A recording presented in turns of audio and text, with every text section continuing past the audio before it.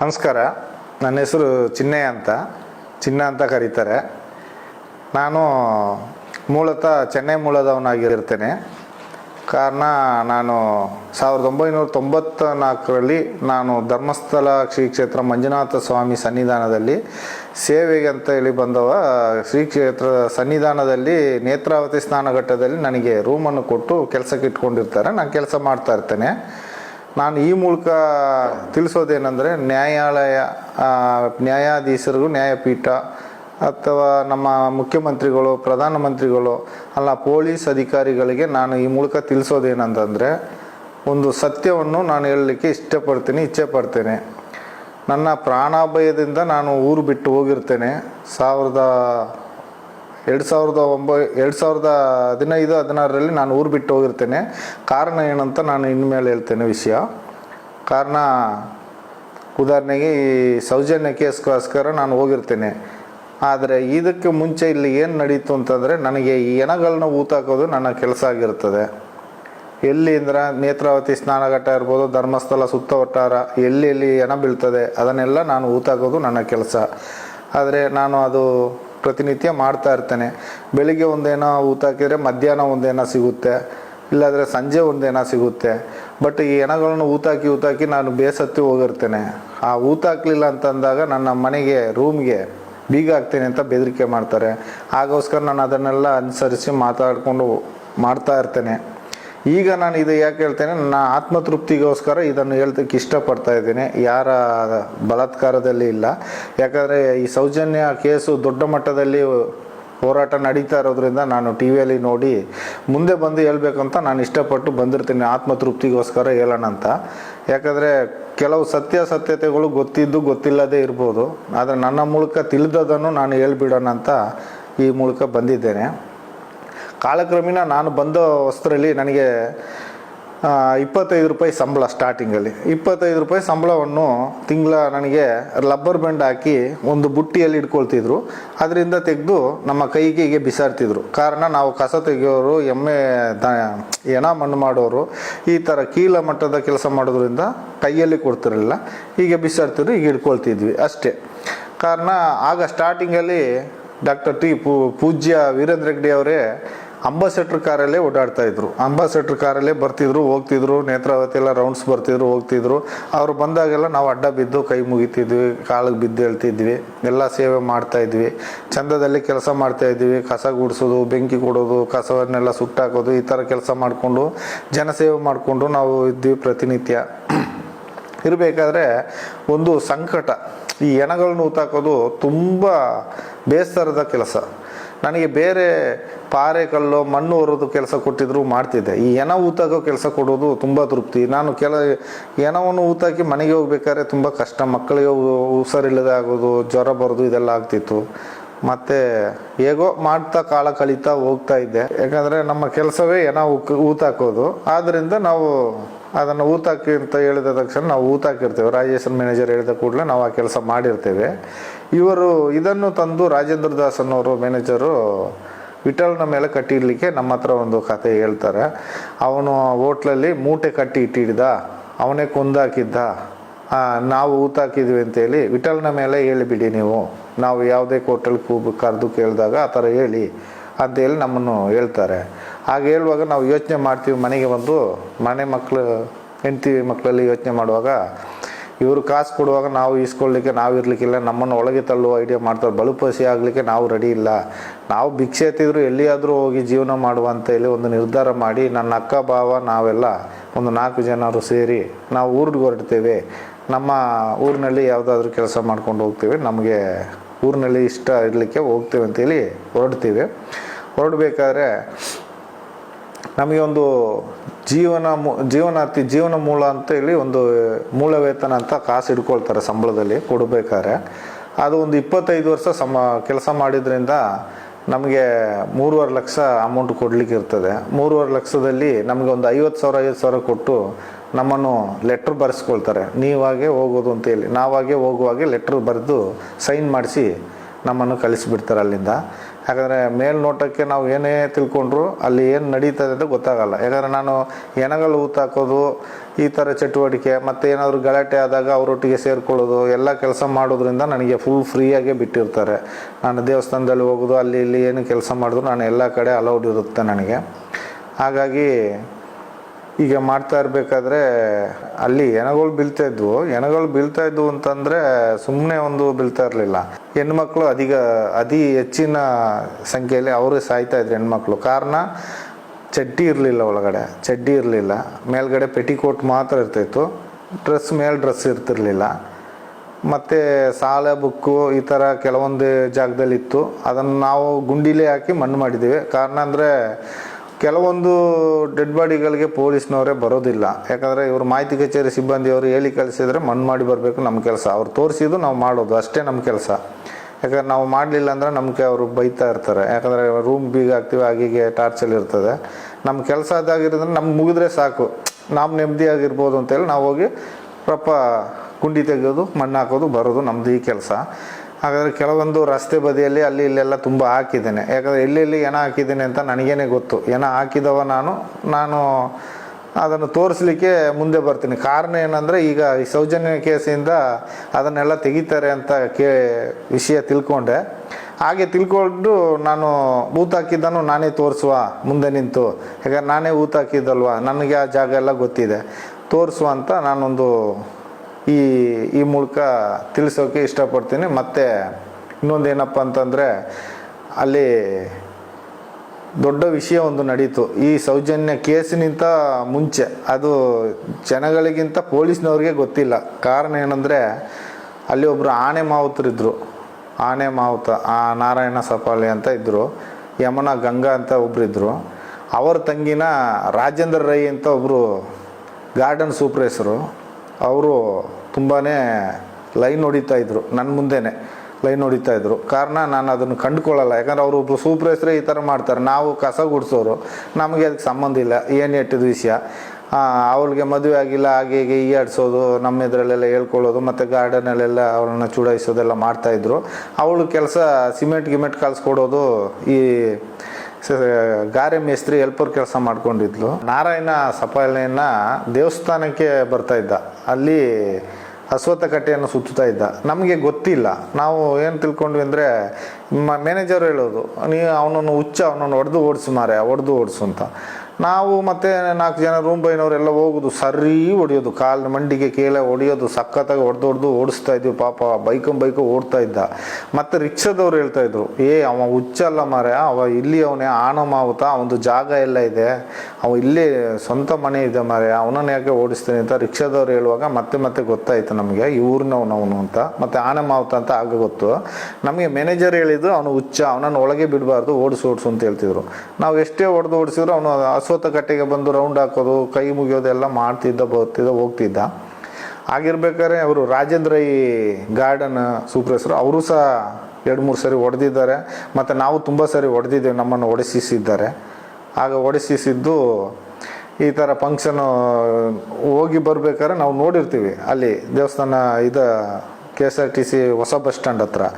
ಮತ್ತೆ ಬರ್ಬೇಕಾದ್ರೆ ಮರುದಿವಸ ಕೊಲೆ ಆಗಿರುತ್ತೆ. ಕಾರಣ ಏನಂದರೆ ಇವರು ರಾಜೇಂದ್ರ ಈ ಟೀಮು ಸೇರ್ಕೊಂಡ್ಬಿಟ್ಟಿರುತ್ತೆ. ಕಾರಣ ಅದು ನಮಗೆ ಕಿವಿ ಮಾತು ಬಂದಿದೆ, ನಾವು ನೋಡಲಿಲ್ಲ ಅಂದರೂ ಅದು ಸತ್ಯ, ಅಪ್ಪಟ ಸತ್ಯ, ಖಚಿತವಾದ ಸತ್ಯ ಅದು. ಯಾಕಂದರೆ ಅವ್ರ ಮೇಲೆ ಕಣ್ಣಿತ್ತು ಫಸ್ಟೇ. ಯಾಕಂದರೆ ಮೊದಲೇ ಆ ಜಾಗ ಖಾಲಿ ಮಾಡಿಸ್ಲಿಕ್ಕೆ ಇವರನ್ನು ಓಡಿಸ್ತಾ ಇದ್ರು ಯಾರು, ನಮ್ಮ ಹರ್ಷೇಂದ್ರ ಕುಮಾರ್ ಸನ್ನದನಿಗಳು. ಆದರೆ ಇವರು ಹೋಗ್ತಿರ್ಲಿಲ್ಲ. ಎಷ್ಟೇ ಗಡಿಬಿಡಿದ್ರು ಇವರು ಮಕ್ಕಳು ಮರಿ ಯಾರು ಅಲ್ಲಿ ಇರ್ತಿರ್ಲಿಲ್ಲ. ಅವ್ರು ಮಾತ್ರ ಅಣ್ಣ ತಂಗಿ ಇಬ್ಬರೇ ಇರ್ತಾ ಇದ್ದದ್ದು. ಜಾಗ ಇತ್ತು. ಮತ್ತು ಅವರು ಗಾರೆ ಕೆಲಸಕ್ಕೆ ಹೋಗಿ ಬಂದು ಅದರಲ್ಲಿ ಜೀವನ ಮಾಡ್ತಾಯಿದ್ರು. ಇವರು ಪಾಪ ತಲೆಗಿಲೆ ಬಾಚ್ಕೊಂಡು ವೈಟ್ ಸಟ್ಟೆ ಪಂಚೆ ಉಟ್ಕೊಂಡು ಸುಮ್ಮನೆ ರೌಂಡ್ ಹೊಡಿಯೋದು, ಬರೋದು, ಹೋಗ್ತಾ ಇದ್ರು. ಸ್ವಲ್ಪ ಮಾನಸಿಕ ಆ ಥರ ಇದ್ದರು ಅವರು, ಯಾರು ಸಫಲ ನಾರಾಯಣ ಅನ್ನೋರು. ಅದರ ನಂತರ ಇವರನ್ನು ರಾಜೇಂದ್ರ ಈ ಒಂದು 2-3 ಜನ ಕೂಡ ಅಂದರೆ ಉದಯ್ ಜೈನ್ ಈ ಟೈಪು ಒಂದು 2-3 ಜನನು ಒಟ್ಟಿಗೆ ಸೇರಿಸ್ಕೊಂಡು ನೈಟ್ ಹೋಗಿರ್ತಾರೆ. ಆಕೆನ ಅತ್ಯಾಚಾರ ಮಾಡಿರ್ತಾರೆ. ಇದು ನಮಗೆ ಗಮನಕ್ಕೆ ಬಂತು. ಅದನ್ನು ನಾವು ಬಾಯಿ ಬಿಡಲಿಕ್ಕೆ ಭಯ, ನಾವು ಎಲ್ಲಿ ಹೇಳಲಿಲ್ಲ. ಅದು ಮಾಡಿ ಅವರು ಆ ಟೈಮ್ಗೆ ಅಣ್ಣ ಎಂಟ್ರಿ ಆಯ್ತಾನೆ, ನಾರಾಯಣ ಸಪ್ಪಾಳೆ, ಅವನು ಹೊಡೆದು ಬಿಡ್ತಾರೆ. ಹೊಡೆದ್ಬಿಟ್ಟು ಪೆಟ್ಟಿ ಇರ್ತದೆ, ಕಬ್ಬಿಣದ ಪೆಟ್ಟಿಗೆ, ಅದನ್ನು ಬಿಚ್ಚಿ ತಗೊಂಡೋಗಿ ಅಷ್ಟು ದೂರದಲ್ಲಿ ಬೈಲಲ್ಲಿ ಬಿಸಾಡಿರ್ತಾರೆ. ಚಿನ್ನದ ಓಳೆ, ಬೆಂಡೋಳೆ ಇರುತ್ತೆ, ಅದನ್ನು ಅಲ್ಲಿ ಬಿಸಾಡ್ತಾರೆ. ನಾವು ಅರ್ಲಿ ಮಾರ್ನಿಂಗ್ ನಾವು ಕೆಲಸಕ್ಕೆ ಹೋಗ್ಬೇಕಾದ್ರೆ ಈ ಥರ ನ್ಯೂಸ್ ಅಂತ ಓಡೋಗಿ ನೋಡ್ತೇವೆ. ಆದರೆ ಅವರು ಎಲ್ಲ ಉತ್ಪತ್ತಿ ಮಾಡ್ತಾರೆ, ದೃಷ್ಟಿ ಮಾಡ್ತಾರೆ, ಎಲ್ಲ ರೂಮ್ ಬಾಯ್ನವ್ರಿಗೆಲ್ಲ ಹೇಳಿ ಕೊಟ್ಟಿರ್ತಾರೆ ಅಷ್ಟೊತ್ತಿಗೆಲ್ಲ. ಕಳ್ಳರು ಬಂದಿದ್ರು ಅಂತ. ಕಳ್ಳರು ಬಂದರೆ ಚಿನ್ನ ತಗೊಂಡು ಓಡ್ತಾರೆ. ಅಲ್ಲಿ ಚಿನ್ನ ಅಲ್ಲೇ ಇತ್ತು, ಬೆಂಡೋಳೆಲ್ಲ ಅಲ್ಲೇ ಬಿದ್ದಿತ್ತು, ಆದರೆ ಏನೂ ಮುಟ್ಲಿಲ್ಲ. ಪೊಲೀಸ್ ನಾಯಿ ಬಂತು, ನಾಯಿ ಆ ಬೈಲಲ್ಲಿ ಒಂದು ರೌಂಡ್ ಹೋಗಿ ಬಂದು ಹೊಸ ಬಸ್ ಸ್ಟ್ಯಾಂಡ್ ಹತ್ರ ನಿಂತು ಸುಮ್ಮನೆ ಆಯಿತು. ಅಂದರೆ ಅಲ್ಲಿಗೆ ಕಳ್ಳ ಹೊಂಟೋದ ಅಂತೇಳಿ ಕತೆ ಕಟ್ಬಿಟ್ರು ಕಳ್ಳರು ಅಂತೇಳಿ. ಅದು ಮಾಡಿದೆಲ್ಲ ರಾಜೇಂದ್ರ ರೈಯೇ ಮಾಡಿದ್ದು ಅಂತ ಎಲ್ಲ ಅಪ್ಪಟ ಪ್ರಚಾರ ಆಗಿದೆ. ಒಂದು ಹೇಳೋದಂದ್ರೆ ಏನಂದರೆ, ಇದು ಸತ್ಯ ಸಂಗತಿ ವಿಷಯ. ಏನ ಬಿದ್ದಿದೆ ಅನ್ನೋದು ಅವ್ರಿಗೆ ಮಾಹಿತಿ ಗೊತ್ತಿರುತ್ತೆ, ಅವ್ರಿಗೆ ಮಾಹಿತಿ ಕಚೇರಿಯವರಿಗೆ ಗೊತ್ತಿರುತ್ತೆ. ಅವರು ಫಸ್ಟೇ ನನಗೆ ಹೇಳಲ್ಲ, 1-2 ದಿವಸ ವೆಯ್ಟ್ ಮಾಡಿಸ್ತಾರೆ. ಕಾರಣ ಅವ್ರು ಫಸ್ಟೇ ಹೇಳಿದರೆ ಫ್ರೆಶ್ ಆಗಿ ಹೋಗುತ್ತೆ ಅಂತ. ಆ ಏನ ಕೊಳ್ತು ಸ್ವಲ್ಪ ಸ್ಮೆಲ್ ಬರುವಾಗ ಯಾರೋ ಬಂದು ಹೇಳುವಾಗೆ ನ್ಯೂಸ್ ತಗೊಳ್ತಾರೆ. ನ್ಯೂಸ್ ಅಂದರೆ ಯಾರೋ ಯಾತ್ರಿಕರು ಹೇಳಿದ್ರು ಅಲ್ಲಿ ಸ್ಮೆಲ್ ಬರ್ತಾ ಇದೆ ಅಂತ, ಹೋಗಿ ನೋಡಿದ್ದಾರೆ, ಏನ ಇದೆ, ಹೋಗಿ ಮಣ್ಣು ಮಾಡು ಅಂತ ಹೇಳ್ತಾರೆ.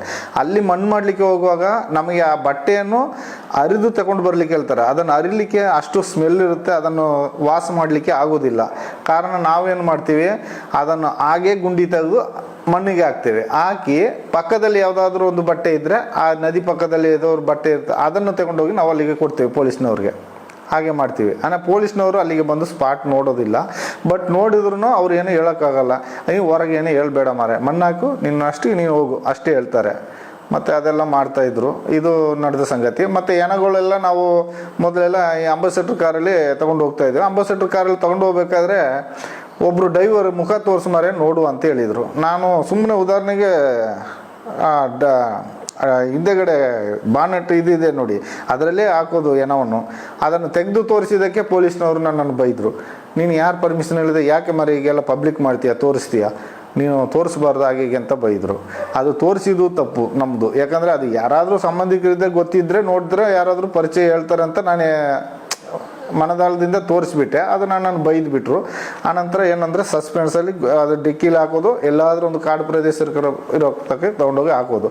ಮತ್ತು ಧರ್ಮಸ್ಥಳದಲ್ಲಿ ಹೊಸ ಬಸ್ ಸ್ಟ್ಯಾಂಡ್ ಆಗುವ ಮುಂಚೆ ಹಳೆ ಬಸ್ ಸ್ಟ್ಯಾಂಡ್ ಇತ್ತು, ಅಣ್ಣಪ್ಪ ಸ್ವಾಮಿ ಬೆಟ್ಟದ ಎದುರುಗಡೆ ಇತ್ತು. ಆ ಬೆಟ್ಟದಲ್ಲಿ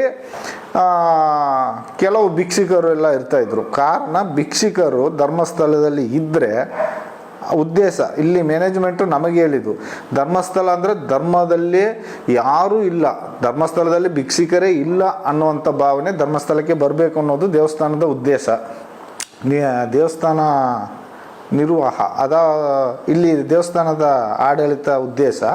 ಆದ್ದರಿಂದ ಯಾವುದೇ ಭಿಕ್ಷುಕ ಬಂದ್ರೂ ಸರಿ ಅವನನ್ನು ಒಳ್ಳೆ ಮಾತಿನಲ್ಲಿ ಕಳಿಸೋದಿಲ್ಲ, ಸರಿ ಹೊಡೆಯೋದು, ಮೊಣಕಾಲಿಗೆ ಮಂಡಿಯಿಂದ ಕೆಳಗೆ ಹೊಡೆದು ಅವನನ್ನು ಮಾಹಿತಿ ಕಚೇರಿಯಿಂದ 30 ರೂಪಾಯಿ ಕಾಸನ್ನು ಈಸ್ಕೊಂಡು ಒಂದು ಸಕಲೇಶ್ಪುರ, ಒಂದು ಮಂಗಳೂರು, ಈ ಕಡೆಯಲ್ಲಿ ಆದರೂ ಕಳಿಸ್ಬಿಡ್ತಿದ್ವಿ. ಅವ್ರು ಹೋಗ್ತಾರೆ, ಮತ್ತೆ ಮರುದಿವಸ ಬರ್ತಾರೆ. ಅಂಥವ್ರನ್ನು ಮಾಹಿತಿ ಕಚೇರಿ ಸಿಬ್ಬಂದಿಯವರೇ ರಾತ್ರಿ ಹೊತ್ತು ಅವನನ್ನು ಟವಲ್ ಹಾಕೋದು, ಎಳೆದಾಡೋದು ಎಲ್ಲ ಮಾಡುವಾಗ ಅವನು ಸತ್ತೋಗ್ತಾನೆ. ಏನೋ ಮಧ್ಯರಾತ್ರಿಗೆಲ್ಲ ಯಾರು ಇಲ್ಲ, ಅವ್ರವ್ರಿಗೂ ಮಲಗಿರ್ತಾರೆ.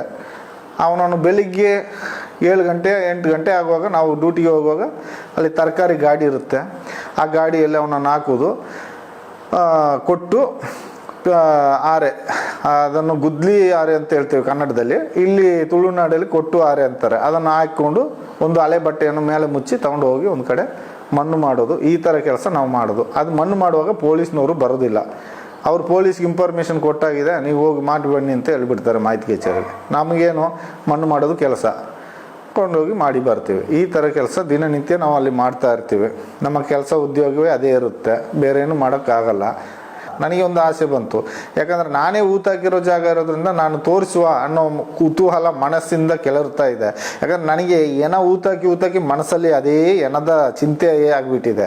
ಸರಿ, ಇನ್ನು ಮುಂದೆ ಈಗ ನಾನು ತಿಳ್ಕೊಂಡು ಎಡೆಯಲ್ಲಿ ಒಂದು ಸರಿ ವಿಚಾರಿಸಿ ನೋಡಿದೆ, ಎನಗಳೇ ಬೀಳೋದಿಲ್ಲ ಅಂತೆ ಧರ್ಮಸ್ಥಳದಲ್ಲಿ. ನನಗೆ ತುಂಬ ಸಂತೋಷದ ಸುದ್ದಿ, ಹೀಗೆ ಇರ್ತಾ ಇದ್ರೆ ನಾನು ಇರ್ತಿದ್ನೆ ಅಂತ. ಈಗ ಎನಗಳೇ ಬೀಳೋದಿಲ್ಲಂತೆ. ಹಾಗಾಗಿ ಈಗ ನಾನು ಊತಾಕಿದ ಜಾಗ ಎಲ್ಲೆಲ್ಲಿ ಊತಾಕಿದ್ದೀನಿ ಎಲ್ಲ ನನಗೆ ಗೊತ್ತಿದೆ. ಹಾಗೆ ಎಲ್ಲಿಯಾದರೂ ಒಂದು ವೇಳೆ ಈ ಸಂಘ ಪರಿವರ್ತನೆಯಲ್ಲಿ ನ್ಯಾಯಾಲಯದಿಂದ ಒಂದು ಆದೇಶ ಬಂದರೆ ನಾನು ಖಂಡಿತ ಅದನ್ನು ತೋರಿಸ್ತೇನೆ ನಿಮಗೆ. ಎಲ್ಲೆಲ್ಲಿ ಹೆಣ ಊತಾಕಿದ್ದೇನೆ ಎಲ್ಲ ಹೆಣವನ್ನು ನಾನು ತೋರಿಸ್ತೇನೆ. ಈಗ ಹೆಣಗಳು ಬೀಳೋದಿಲ್ಲ ಅಂತೆ, ಸೌಜನ್ಯ ಕೇಸಿನ ನಂತರ ಹೆಣಗಳೇ ಬೀಳೋದಿಲ್ಲ ಅಂತ ನಾನು ಕೇಳಿದೆ, ವಿಷಯ ತಿಳಿಯಿತು. ಹಾಗಾದರೆ ಹೆಣಗಳು ಅದರ ಮುಂಚೆ ಯಾಕೆ ಅಷ್ಟು ಹೆಣಗಳು ಬೀಳ್ತಿತ್ತು ಅಂತ ನನಗೆ ಗೊತ್ತಿಲ್ಲ. ನನಗೆ ಆಶ್ಚರ್ಯ ಆಗ್ತಾ ಉಂಟು. ಯಾಕಂದ್ರೆ ಅದರ ಮುಂಚೆ ಆ ಹೆಣಗಳು ಒಂದು ದಿನಕ್ಕೆ 2, 3, 4 ಈ ಥರ ಬೀಳ್ತಾ ಇದ್ದ ಹೆಣಗಳು ಇವಾಗ ತಿಂಗಳಿಗೆ ಒಂದು ಹೆಣ ಬೀಳೋದಿಲ್ಲ ಅಂತೆ. ಹಾಗಾದರೆ ಇದು ಏನು ಆಶ್ಚರ್ಯ ಸಂಗತಿ ಅಂತ ನನಗೆ ಗೊತ್ತಾಗ್ತಾ ಇಲ್ಲ. ಆಶ್ಚರ್ಯ ಆಗ್ತಾ ಉಂಟು ನನಗೆ, ಯಾಕೆ ಹೆಣಗಳು ಬೀಳ್ತಾ ಇಲ್ಲ ಅಂತ. ಇಲ್ಲಿ ಈ ಹೆಣಗಳು ಊತಾಕಿದ್ರಲ್ಲಿ ಹೆಚ್ಚು ಹೆಣ್ಣು ಮಕ್ಳು ಹೆಣಗಳು ಜಾಸ್ತಿ ಊತಾಕಿದ್ದೀನಿ ಒಂದು. ಎರಡನೇದಾಗಿ ನಮ್ಮ ಸಾಲ ಮಕ್ಕಳು ಜಾಸ್ತಿ. ಸಾಲ ಮಕ್ಕಳು ಅಂದರೆ ನನಗೆ ಯಾವ ಡೌಟಲ್ಲಿ ಬರ್ತದಂದರೆ, ಈಗ ನೋಡಿ ಪೆಟಿಕೋಟ್ ಹಾಕಿದ್ದಾರೆ, ಚಡ್ಡಿ ಇರೋದಿಲ್ಲ, ಸೊಂಟಕ್ಕೆ ಸೀರೆ ಕಟ್ಟಿರ್ತಾರೆ, ಸೀರೆ ಕಟ್ಟಿ ಇಳಿಸ್ಬಿಟ್ಟಿರ್ತಾರೆ ನದಿ ಸೈಡಲ್ಲಿ. ಕೇಳಿದರೆ ಸೇತುವೆಯಿಂದ ಕೆಳಗೆ ಹಾಕ್ತಾರ, ಏನು ಮಾಡ್ತಾರೆ ಮಧ್ಯರಾತ್ರಿಯಲ್ಲಿ ಗೊತ್ತಾಗೋದಿಲ್ಲ. ಅದನ್ನು ಮಣ್ಣು ಮಾಡಿದೆ. ಮತ್ತು 2 ಕೇರಳ ಹೆಂಗಸರು ಅದನ್ನು ಮಣ್ಣು ಮಾಡಿದ್ದು ಜಾಗ ಗೊತ್ತಿದೆ. ಮತ್ತು ಮೈಸೂರಿಂದ ಬಂದ ಒಂದು ಹೆಂಗಸನ್ನು ಆ್ಯಸಿಡ್ ಹಾಕಿ ಸುಟ್ಟಿದ್ದಾರೆ, ಅದನ್ನು ಮಣ್ಣು ಮಾಡಿದ ಜಾಗ ಗೊತ್ತಿದೆ. ಆನಂತರ ಈ ಒಂದು ಹೆಣ್ಣು ಮಗು ಮಾತ್ರ ಪೆಟಿಕೋಟ್ ಹಾಕಿತ್ತು, ಒಳ ಚಡ್ಡಿ ಇಲ್ಲ, ಸಾಲ ಬುಕ್ಕು ದಾಖಲಾತಿ ಎಲ್ಲ ಇತ್ತು. ಆದರೆ ಪೊಲೀಸ್ನವರು ಅವತ್ತು ಬಂದು ನೋಡಿಬಿಟ್ಟು ಪಟ್ರಾಮಿ ಅಂತ ಊರ ಹೆಸರು ಓದಿದ್ರು. ನಾನು ಹೇಳಿದೆ, ಸರ್ ಹಾಗಾದರೆ ಕರೆಸಿ ಸರ್ ತಗೊಂಡೋಗ್ಲಿ, ನಮಗೂ ಕೆಲಸ ಮಿಗ್ತದೆ ಅಂತ ಹೇಳಿದಕ್ಕೆ, ಬೇಡ ಹಾಕು ಹಾಕು ಮುಚ್ಚಾಕ ಆಚೆ ಅಂತ ಹೇಳಿಬಿಟ್ರು.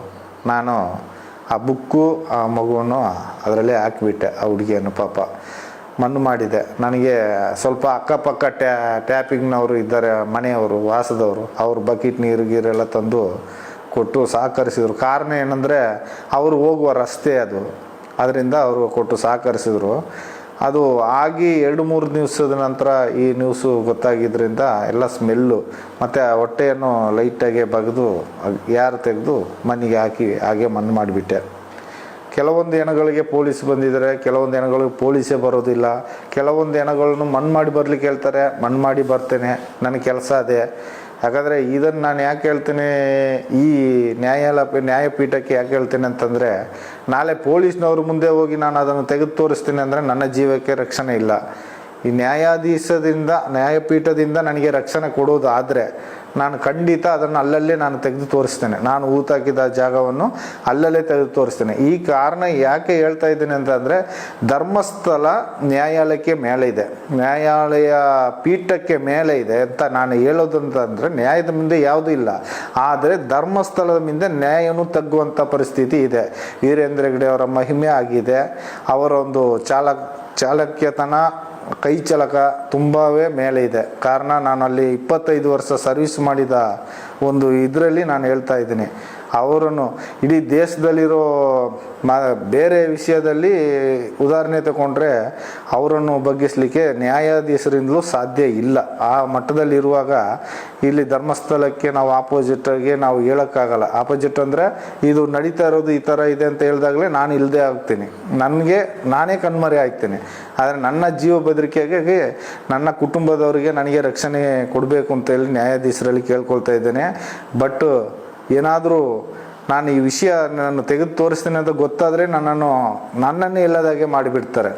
ಆ ಕಾರಣಕ್ಕೆ ನಾನು ರಕ್ಷಣೆ ಕೇಳ್ತಾ ಇದ್ದೀನಿ ನ್ಯಾಯಾಧೀಶರಲ್ಲಿ ಮುಖ್ಯಮಂತ್ರಿಗಳಲ್ಲಿ ಕೇಳ್ಕೊಳ್ಳೋದೇನೆಂದರೆ, ಈ ಮೂಲಕ ನಾನು ಬೆಳ್ತಂಗಡಿ ಪೊಲೀಸರ ಮೇಲೆ, ಧರ್ಮಸ್ಥಳ ಪೊಲೀಸರ ಮೇಲೆ ನಂಬಿಕೆ ಇಲ್ಲ. ಕಾರಣ ಏನಂದರೆ, ನನ್ನ ಮುಂದೆನೇ ಈಗ ತುಂಬ ಸರಿ ನಾನು ನೋಡಿದ್ದೇನೆ, ಸಾಯಂಕಾಲ ಒಂದು 8:30-9 ಗಂಟೆ ಆಗುವಾಗ ಸಪ್ರೇಟಾಗಿ ಪೊಲೀಸ್ನವ್ರಿಗೆ ಕವರಲ್ಲಿ ಅಮೌಂಟು ಗೌರ್ಮೆಂಟ್ ಸಂಬಳ ಬರೋ ಮುಂಚೆ 1 ತಾರೀಕು ಬರೋ ಮುಂಚೆನೇ ಟೆಂಪಲಿಂದ ಸಂಬಳ ಹೋಗುತ್ತೆ. ಆದ್ದರಿಂದ ನನಗೆ ಇಲ್ಲಿ ಲೋಕಲ್ ಪೊಲೀಸ್ ಮೇಲೆ ನನಗೆ ನಂಬಿಕೆ ಇಲ್ಲ, ಭಯಾನಕವಾದ ಭಕ್ತಿ ಇದೆ, ನನಗೆ ಭಯ ಇದೆ. ಆದ್ದರಿಂದ ಹೊರಗಿನ ಪೊಲೀಸು ನಮಗೆ ಸಂಪೂರ್ಣ ರಕ್ಷಣೆ ಕೊಟ್ಟರೆ ನ್ಯಾಯಾಧೀಶರ ಮೂಲಕ ಈ ಹೆಣಗಳನ್ನು ನಾನು ಅಸ್ಥಿಪಂಜರಗಳನ್ನು ತೆಗೆದು ತೋರಿಸ್ಲಿಕ್ಕೆ ನಾನು ಮುಂದಾಗಿರ್ತೇನೆ. ದಯಮಾಡಿ ನನಗೆ ಇದೊಂದು ಹೆಲ್ಪ್ ಮಾಡಬೇಕು ಅಂತ ನಾನು ನ್ಯಾಯಾಧೀಶರಲ್ಲಿ ಬೇಡ್ಕೊಳ್ತಾ ಇದ್ದೇನೆ.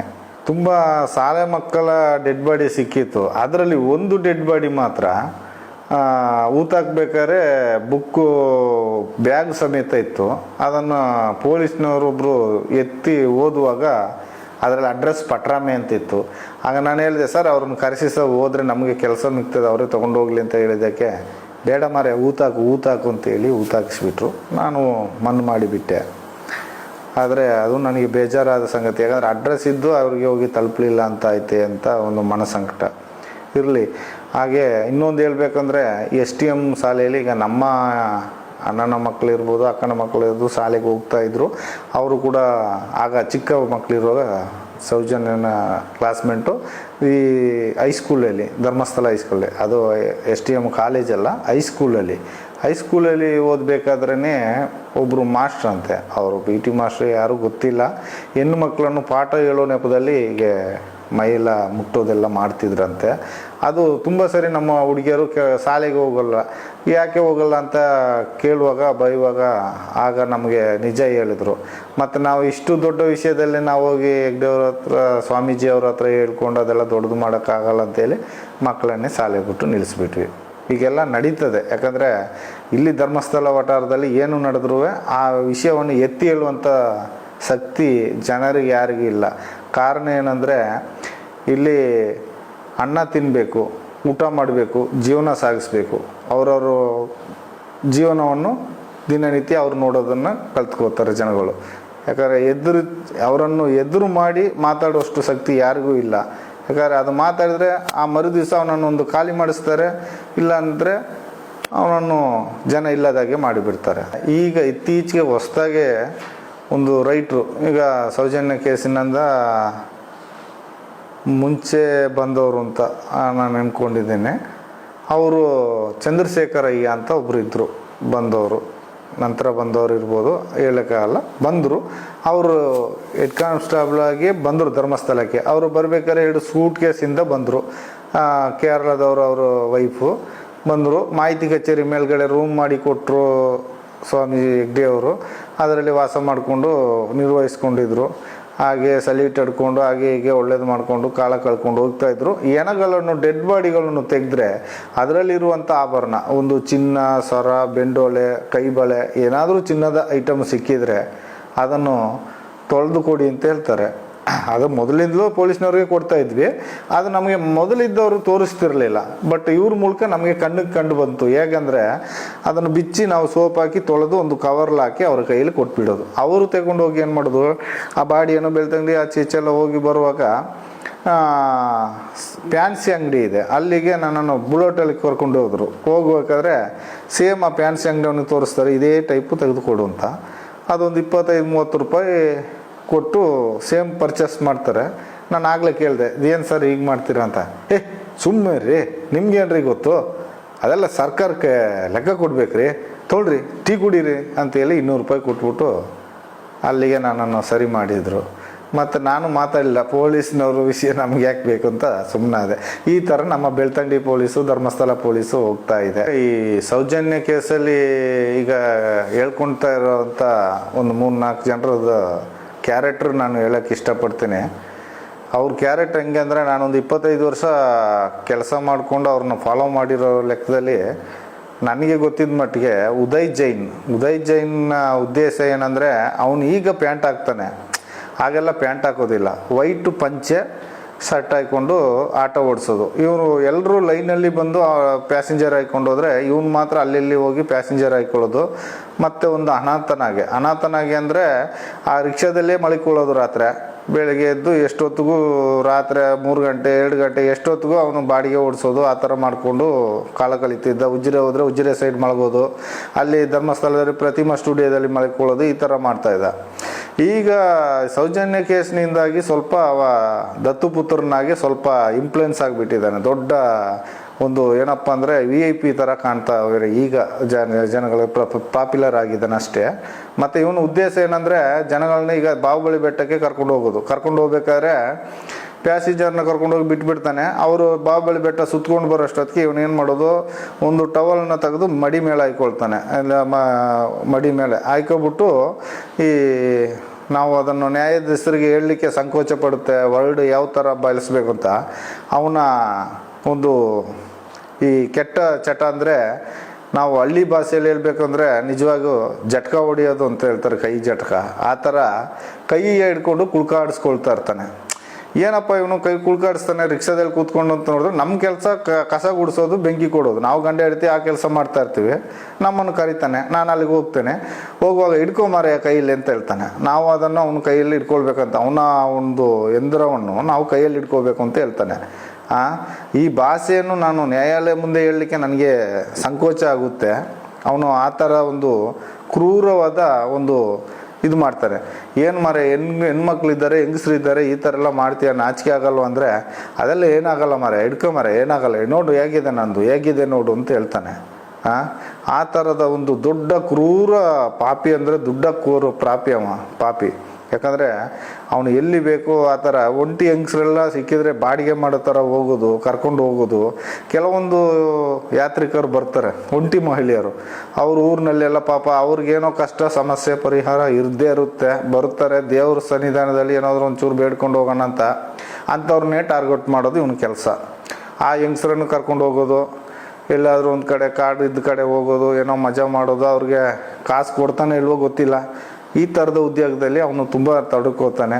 ಆದರೆ ರಿಕ್ಷಾದವರೆಲ್ಲ ಬೈತಾರೆ, ನೀನೇನೋ ಬಾಡಿಗೆ ಲೈನಲ್ಲೇ ಮಾಡೋದಿಲ್ಲ, ಎಲ್ಲ ನೀನು ಓದ್ತಾವೆಲ್ಲ ಬಾಡಿಗೆ ಮಾಡ್ತೀಯ, ನಾವೆಲ್ಲ ಶಿಸ್ತಾಗಿ ಲೈನಲ್ಲಿ ಹೋಗ್ತೀವಿ ಅಂತಂದರೆ ಇವನು ಕೇಳೋದಿಲ್ಲ. ಕೇಳಿದ್ರೆ ನಾನು ಜೈನರು, ನಾನು ಹೆಗ್ಡೆಯವರು, ಹಾಗೆ ಹೀಗೆ ಅಂತ ಏನಾದರೂ ಒಂದು ಹೇಳ್ಕೊಂಡು ಕತೆ ಓಡಿಸ್ತಾ ಇರ್ತಾನೆ. ಇವನ್ ಲೈಫ್ ಹೀಗೆ ಆದರೆ ಆ ಮಲ್ಲಿಕ್ ಜೈನ್ನ ತಗೊಂಡ್ರೆ, ಮಲ್ಲಿಕ್ ಜೈನ್ ಏನು ಮಾಡ್ತಾನಂದರೆ ರತ್ನಗಿರಿ ಬೆಟ್ಟಕ್ಕೆ ಬರುವ ಅಗತ್ಯ ಇರಲ್ಲ, ಬಾಹುಬಲಿ ಬೆಟ್ಟಕ್ಕೆ. ಕಾರಣ ರತ್ನರಾಜರಂತ ಸ್ಟುಡಿಯೋ ಇಟ್ಟಿರ್ತಾರೆ, ಅವರು ಸಂಬಂಧ ಅಂತ ಹೇಳ್ಕೊಡ್ತಾರೆ, ಇರ್ಬೋದು. ಯಾಕಂದರೆ ಆಗ ಎಲ್ಲ ಅವರು ಸ್ಟುಡಿಯೋದಲ್ಲಿ ಫೋಟೋ ತೆಗಿಬೇಕಾದ್ರೆ ಫೋಟೋ ತೆಗಿಯೋದು ಒಂದು ವಾರಕ್ಕೊಮ್ಮೆ ಅವ್ರವ್ರ ಮನೆಗೆ ಪೋಸ್ಟ್ ಮಾಡೋದು, ಈ ಥರ ಕೆಲಸ. ರಾಘವೇಂದ್ರ ಅಂತ ಒಬ್ರು ಇರ್ತಾರೆ, ಮೊದಲು ಜಗದೀಶ್ ಜೈನ್ ಇದ್ರು, ಅವ್ರು ನಿಂತರು. ಅದರ ನಂತರ ರಾಘವೇಂದ್ರ ನಂತರ ಇವ್ರು ಇರ್ತಾರೆ, ಯಾರು ಹೇಳಿ, ಮಲ್ಲಿಕ್ ಜೈನು, ಇವರೆಲ್ಲ ಬಂದು ಫ್ರೆಂಡ್ಶಿಪ್ ಹಂಗೆ ಫೋಟೋ ತೆಗೆಯೋದು ಮಾಡೋದು, ಅವ್ರಿಗೊಂದು ಹೆಲ್ಪ್ ಥರ ಸ್ಟುಡಿಯೋದಲ್ಲಿ ಮಾಡ್ತಾ ಇರ್ತಾರೆ. ಇವ್ರು ಮಾಡ್ತಾ ಇರೋದು ಕೆಲವೊಂದು ರಸೀದಿಯಲ್ಲಿ ಹೆಸರು ಬರೆಯದೆ ಡೈರೆಕ್ಟಾಗಿ ಅವ್ರಿಗೆ ಕಳಿಸ್ಬಿಡೋದು, ಮತ್ತು ಅದರಲ್ಲಿ ಸ್ವಲ್ಪ ಹಣ ಉಳಿಸೋದು. ಆ ಹಣದಲ್ಲಿ ಅನ್ನಪೂರ್ಣ ಹೋಟ್ಲಿಂದ ನಮ್ಮ ಕೈಯಲ್ಲಿ ತರಿಸೋದು, ಏನೋ ಬಜ್ಜಿ ಬೋಂಡ ಅದು ಇದು ತರಿಸೋದು. ಅಲ್ಲಿ ಜೈನರ ಗೆಸ್ಟ್ ಹೌಸ್ ಆಗಿದೆ ಬೆಟ್ಟದ ಹಿಂದೆಗಡೆ, ಅದರಲ್ಲಿ ಕೂತ್ಕೊಂಡು ತಿನ್ನೋದು, ನಮಗೂ ಕೊಡ್ತಿದ್ರು, ನಾವೆಲ್ಲ ಒಟ್ಟಿಗೆ ತಿಂತಿದ್ವಿ. ಹೀಗೆ ಮಾಡ್ತಾ ಇರ್ಬೇಕಾದ್ರೆ ಇವೇನು ಮಾಡೋದು, ಹೆಣ್ಮಕ್ಳು ಅಡ್ರೆಸ್ ಎಲ್ಲ ಅದರಲ್ಲಿ ಇರ್ತದೆ ನೋಡಿ. ಒಳ್ಳೊಳ್ಳೆ ಹುಡುಗಿಯರು ಬಂದರೆ ಆ ಫೋನ್ ನಂಬರ್ಗೆ ಫೋನ್ ಮಾಡೋದು, ಚುಡಾಯಿಸೋದು, ಪೋಸ್ಟ್ ಮಾಡಿದ್ದೀವಿ ಹಾಗೆ ಹೀಗೆ ಅಂತೆಲ್ಲ ಮಾಡೋದು, ಹೆಂಗಸ್ರ ಹತ್ರ ಫೋನ್ ನಂಬರ್ ಕಲೆಕ್ಟ್ ಮಾಡೋದು, ಇದೆಲ್ಲ ಮಾಡ್ತಾ ಇದ್ದ. ಅದು ನಮಗೆ ಗೊತ್ತಿದ್ದ ವಿಷಯ. ಅದ್ರ ನಂತರ ಬೆಟ್ಟದಲ್ಲೇ ಒಳ್ಳೆ ಹುಡುಗಿಯರು ಬಂದರೆ ಅವರನ್ನು ಲೈನ್ ಹಾಕೋದು. ಲೈನ್ ಅಂದರೆ ಚುಡಾಯಿಸೋದು, ಚೀಟಿಯಲ್ಲಿ ಇವ್ರ ಫೋನ್ ನಂಬರ್ ಬರೆಯೋದು, ಹುಡುಗಿಯರ ಹತ್ರ ಬಿಸಾಡೋದು, ಹೀಗೆಲ್ಲ ಮಾಡೋದು. ಈ ಕಡೆ ಸ್ಟೆಪ್ನಿಂದ ಕೆಳಗಡೆ ಇಳ್ಕೊಂಡು ಹೋಗೋದು, ಕೆಳಗಡೆಯಿಂದ ಬೇರೆ ಹುಡುಗಿ ಬಂದರೆ ಆ ಹುಡುಗಿಯನ್ನು ಫಾಲೋ ಮಾಡ್ತಾ ಮೇಲೆ ಬರೋದು, ಇದೇ ಕೆಲಸ ದಿನನಿತ್ಯ. ಇವರು ಇನ್ನೊಂದು ಹೇಳ್ಬೇಕಂದ್ರೆ ಸಂತೋಷ್ ರಾವ್ನ ಹಿಡ್ಕೊಟ್ವಿ ಅಂತ ಹೇಳ್ತಾರೆ. ಹಿಡ್ಕೊಡೋಕ್ಕೆ ಇವ್ರಿಗೆ ಅರ್ಹತೆ ಇಲ್ಲ. ಕಾರಣ ಅಂದರೆ ಬಾಹುಬಲಿ ಬೆಟ್ಟದಲ್ಲಿ ಇವರಿಗೆ ಜಾಬೇ ಇಲ್ಲ. ಇವರ ಕೆಲಸ ಕಚೇರಿಯಲ್ಲಿ. ಇತ್ತೀಚೆಗೆ ಅವರ ತಂದೆ ತೀರಿದ್ರು. ತಂದೆ ತೀರಿದ ನಂತರ ತಂದೆ ಕೆಲಸವನ್ನು ಅವರಿಗೆ ಕಚೇರಿಯಲ್ಲಿ ಕೊಟ್ಟರು. ಕಚೇರಿಯಿಂದ ಅವರ ಕೆಲಸ ಆ ಕಡೆ ದೇವಸ್ಥಾನದ ಕಡೆ. ಬಾಹುಬಲಿ ಬೆಟ್ಟಕ್ಕೆ ಅವರು ಕಾಲಿಡುವ ಅಗತ್ಯ ಇರೋದಿಲ್ಲ. ಮಾಹಿತಿ ಕಚೇರಿ ಸಿಬ್ಬಂದಿ ಮಾತ್ರ ಅದನ್ನು ಸುತ್ತುವರಿದು ನೋಡಿ ಬಾಗಿಲು ಹಾಕೊಂಡು ಬೀಗ ಹಾಕೊಂಡು ಬರೋದು ಮಾಹಿತಿ ಕಚೇರಿ ಅವರ ಕೆಲಸ. ಇವರು ಆ ದಿವಸ ಹಿಡ್ಕೊಡ್ಲಿಕ್ಕೆ ಅಂತ ಉದ್ದೇಶಕ್ಕಂತಲೇ ಅವರು ಅಲ್ಲಿಗೆ ಹೋಗಿದ್ದಾರೆ. ಇವರೇ ಹಿಡ್ಕೊಟ್ಟಿದ್ದಾರೆ. ಸಂತೋಷ್ ರಾವನ್ನು ಇವರೇ ಹಿಡ್ಕೊಟ್ಟದ್ದು. ಕಾರಣ ಕೇಳ್ತಾರೆ, ನನ್ನ ಕರ್ತವ್ಯ, ನಾನು ಬಾಹುಬಲಿ ಬೆಟ್ಟವನ್ನು ಸುತ್ತುವರೆದು ಬಂದು ನಾನು ಚೆಕ್ ಮಾಡಿ ಬೀಗ ಹಾಕಿ ಹೋಗುವಂಥ ಟೈಮ್ನಲ್ಲಿ ಇವನನ್ನು ನೋಡಿದೆ, ನಾನು ಹಿಡಿದು ಕೊಟ್ಟೆ ಅಂತ ಹೇಳ್ತಾರೆ. ಆದರೆ ಇವರಿಗೆ ಅಲ್ಲಿ ಬಾಹುಬಲಿ ಬೆಟ್ಟದಲ್ಲಿ ಒಂದು ದಿನವೂ ಆ ಕೆಲಸ ಇಲ್ಲ. ಸ್ಟುಡಿಯೋಕ್ಕೆ ಹೋದರೆ ಫೋಟೋ ತೆಗೆದ್ರೆ ಹೋಗಿದ್ರೆ ಅದರಿಂದ ನಿಂತು ಅವರ ಕೆಲಸ. ಆ ನಂತರ ಈಗ ಅವರ ತಂದೆ ಕೆಲಸ ಕಚೇರಿಯಲ್ಲಿ ಬಂದ ನಂತರ ಅವರಿಗೆ ಬಾಹುಬಲಿ ಬೆಟ್ಟದಲ್ಲಿ ಅರ್ಹತೆಯೇ ಇಲ್ಲ, ಅಲ್ಲಿಗೆ ಹೋಗುವ ಅರ್ಹತೆಯೇ ಇಲ್ಲ. ಕಾರಣ ಬೆಟ್ಟದಲ್ಲಿ ಡ್ಯೂಟಿ ಮಾಡುವವರು ಬೇರೆ, ಇವರೇ ಬೇರೆ. ಇವರು ಕಾರಣಾಂತರದಿಂದ ಅಲ್ಲಿಗೆ ಹೋಗಿದ್ದಾರೆ. ಅಲ್ಲಿ ಯಾಕೆ ಹೋದ್ರು, ಯಾಕೆ ಹಿಡಿದ್ರು ಗೊತ್ತಿಲ್ಲ. ಆದರೆ ಇವರು ಹೇಳೋದು ಒಂದೇ ಕಾರಣ, ನನ್ನ ಡ್ಯೂಟಿ ಅಂತ ಹೇಳ್ತಾರೆ. ಇವರ ಡ್ಯೂಟಿ ಸತ್ಯ ಅಲ್ಲ, ಇವರ ಡ್ಯೂಟಿಯೇ ಅಲ್ಲ. ಧರ್ಮಸ್ಥಳದ ಬೆಟ್ಟದ ಮೇಲೆ ಇವರಿಗೆ ಅಲ್ಲಿ ಜಾಗನೇ ಇಲ್ಲ. ಆದರೆ ಹಾಗಾದರೆ ಡೈಲಿ ಅಲ್ಲಿ ಬೀಗ ಹಾಕಬೇಕಲ್ಲ ಇವ್ರು ಹೋಗಿ, ಯಾಕೆ ಹಾಕೋದಿಲ್ಲ? ಡೈಲಿ ಬೀಗ ಹಾಕೋದಿಲ್ಲ. ಇನ್ನೊಂದು ಧೀರಜ್ ಕಿಲ್ಲಾ ಅಂತ ಹೇಳ್ತಾರೆ ಅವರು, ಧೀರಜ್ ಕಿಲ್ಲಾ, ಧೀರಜ್ ಜೈನ್ ಅಂತ ಹೇಳ್ತಾರೆ. ಅವರು ವಿಷಯ ಹೇಳ್ಕೊಳ್ಳೋದಾದರೆ, ಅವರು ಬಾಹುಬಲಿ ಬೆಟ್ಟದಲ್ಲಿ ಹೆಚ್ಚು ಬರೋದು ಕಮ್ಮಿ, ಅವ್ರು ಆ ಕಡೆ ಎಲ್ಲ ತಿರುಗಾಟ ಕಮ್ಮಿ. ಹೆಚ್ಚಾಗಿ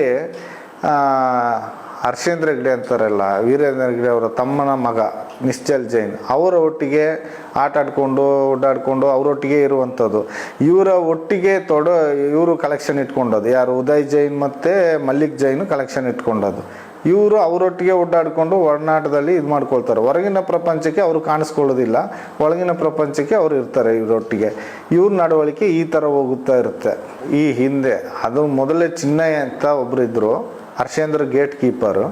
ಅವರು ಕಾರಣಾಂತರದಿಂದ ಕೆಲಸದಿಂದ ನಿಂತ್ಕೊಂಡ್ರು. ಅವ್ರು ನಿಂತದಕ್ಕೆ ಕೊಡುಗೆಯಾಗಿ 10,000 ಅಮೌಂಟನ್ನು ಹರ್ಷೇಂದ್ರ ಕುಮಾರ್ ಹೆಗ್ಡೆ ಅವರು ತಮ್ಮ ತಗೊಂಡೋಗಿ ಕೊಟ್ಟಿರ್ತಾರೆ. ಯಾಕಂದರೆ ಇಷ್ಟು ವರ್ಷ ನನಗೆ ಗೇಟ್ ಕೀಪರಾಗಿ ನಿಯತ್ತಾಗಿ ಕೆಲಸ ಮಾಡಿರ್ತೀಯ, ನಿರ್ವಹಿರ್ತೀಯ, ಇದು ನನ್ನ ಪ್ರೀತಿಯಿಂದ ಕೊಡುವಂಥ ಕೊಡುಗೆ ಅಂತ ಹೇಳಿ ಒಂದು 10,000 ಕೊಟ್ಟು ಅವರನ್ನು ರಿಟೈರ್ ಮಾಡ್ತಾರೆ. ಅದರ ನಂತರ ಅಲ್ಲಿಗೆ ಬರುವವನೇ ಪರಮೇಶ್ವರ ಅಂತ.